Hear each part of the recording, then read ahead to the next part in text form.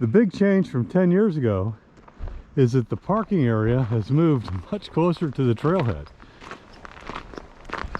And they've got a ranger station over here, but you only need to pay the fee if you're going to Old Rag Mountain. If you're going to go fish on the Hughes River, you do not need that. It's at this intersection where you'll see the sign to Nicholson Hollow Trail. Go down the driveway and the trailhead's to the right. Well, we're here on the Hughes River. It's middle of October 2022, and I tell you, we are disappointed with the amount of water in here. Now, walking in on the trail, we're in the private property part right now, and it goes across this is the Hughes right here. It went across Brokeback Run back there, and unfortunately Dick just turned his ankle.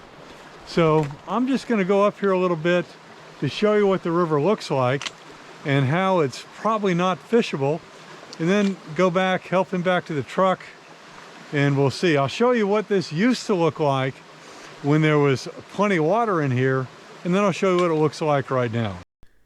Here are some pictures I took in 2009 that show how beautiful the Hughes used to be. You can see all the deep pools. They were full of nice little brookies. It was just wonderful. I guess there must have been a severe lack of rainfall this last summer in Virginia, and that has caused a huge change. You can see the trail is pretty wide, very well marked. Got all the blue blazes there, but rocky, so you do have to watch your step so you don't turn your ankle. Now notice the posted sign here. I am still in private property, and this is what the Hughes looks like down here. We're coming up on the start of the national park, and this is where you can start fishing. But as I will show you in a second, it is not the season to do it right now. The water is so horribly low that the only place you're going to find fish here are in the deep pools. You can see that the trail is nice and wide. It's easy walking to get up here to where the fishing's better. But again, 2.5 miles in.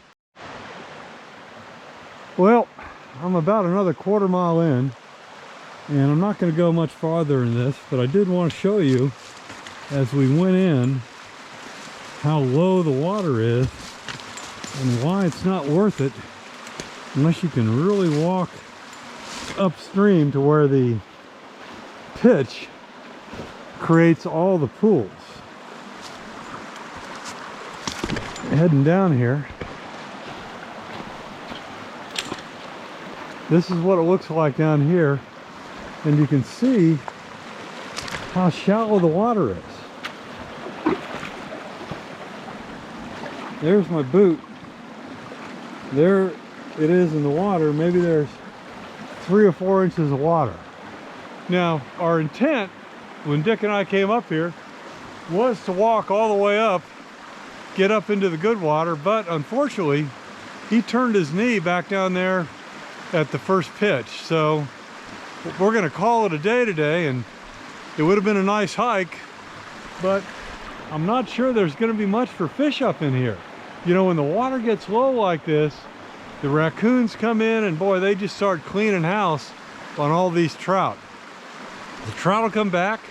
Maybe this will be good next year, year after the ones that escape the ravages of the raccoons survive. But I'm going to head on back to the truck so I can link up with Dick, and we're going to call it a day. Hey, if you fished the Hughes River up here in the park in 2022 and had a different experience, well, please throw it down below, because I don't want to discourage people from what is a beautiful fishing experience.